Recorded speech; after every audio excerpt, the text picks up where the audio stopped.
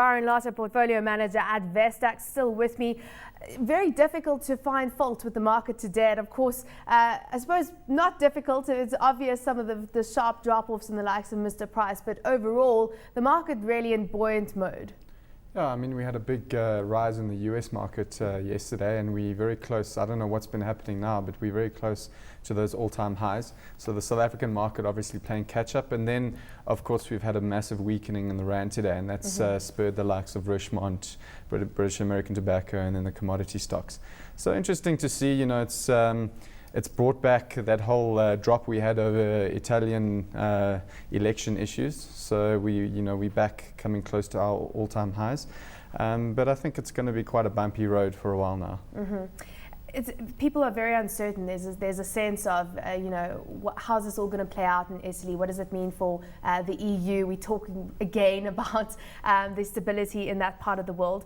When it comes to that GDP figure, 0.1% revision upwards for the fourth quarter in the US. What's your sense as to how the US economy is doing right now? Also that, again, some comments from Ben Bernanke. No, you've got to look closer into those numbers. I think durable goods consumption was up over 2%. Probably the biggest reason for the fall, and this is revised, so we've already seen this number already, I think it was 0.1% down originally, is the pullback in spending from government on defense. And that's supposed to be a good thing. Biggest issue in the US over the last few years has been their deficit. So them pulling back spending is what everyone wants. And making up for that pullback is consumption from the US consumers. So that's definitely a good sign. I think it's going in the right direction. It's hard to judge the economy and what it's going to do in one quarter. So you've got to look at the bigger picture because the quarters can be very volatile. You mentioned British American Tobacco. The stock up 1.6% today. Full year earnings, adjusted earnings, up by 7%. That's okay. That's 7% growth. But the fact that they've got falling volumes, is this a stock that you'd stay away from?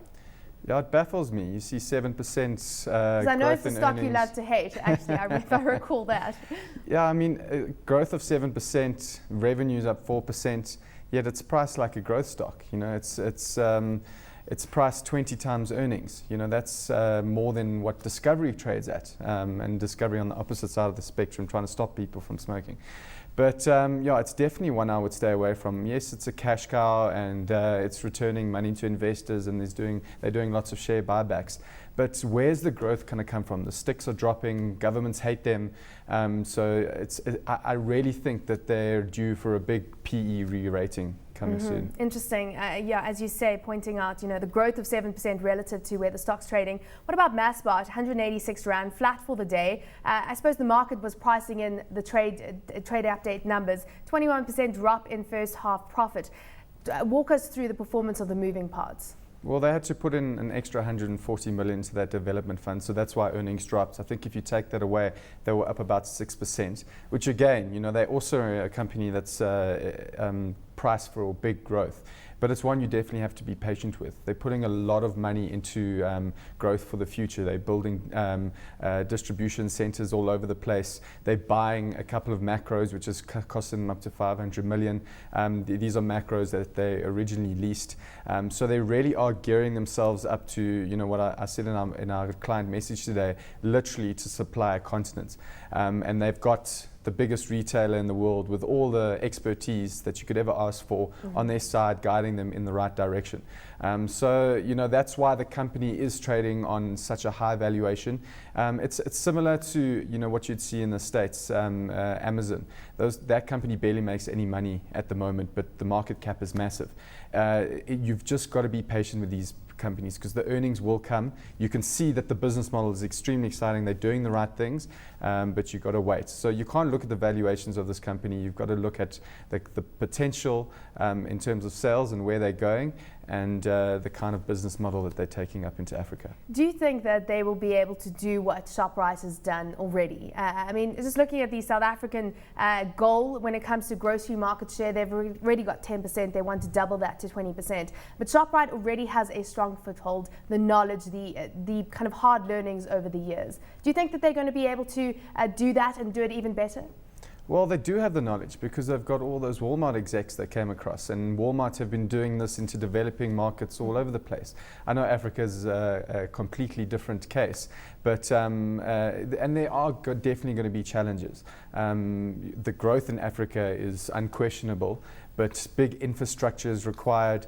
You've got to shift the mindset from the daily market to the shopping center, which is one of their biggest challenges. So, they definitely do face a lot, but the potential is massive, and that's what shareholders are looking for. So I think there's more than enough room for both Shoprite and Massmart up into the continent and in South Africa.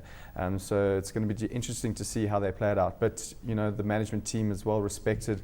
Grant Patterson has been there for a while now, and he's regarded as one of the best CEOs in the country. And like I said, they've got the Walmart experience on their side. Yeah, let's look at Marion Roberts, because you heard what Henry Lars had to say. Scaling back on Middle East, not seeming optimistic on the South African market, but it's Australia and their positioning within the resources space, oil and gas, which they're pretty positive on. Does that mean you go and buy the stock? No, unfortunately, we're staying away from the sector completely. I mean, when they talk about scaling down in the Middle East, when they originally did that, they had to focus completely on South Africa because, the global market was in turmoil. And that all the big players had to do that, and the competition in South Africa is so extreme that we're seeing, talks of collusion and so on. When you're dealing with margins of 4 to 5%, there's very little room for error. And if something does happen, which we've seen with Marion Roberts, a lot of litigation issues and non-payments, the company really, really does struggle. So it'll be interesting to see how they go forward and what their relationship's going to be with government contracts and that 830 odd billion rand that Pravin has earmarked.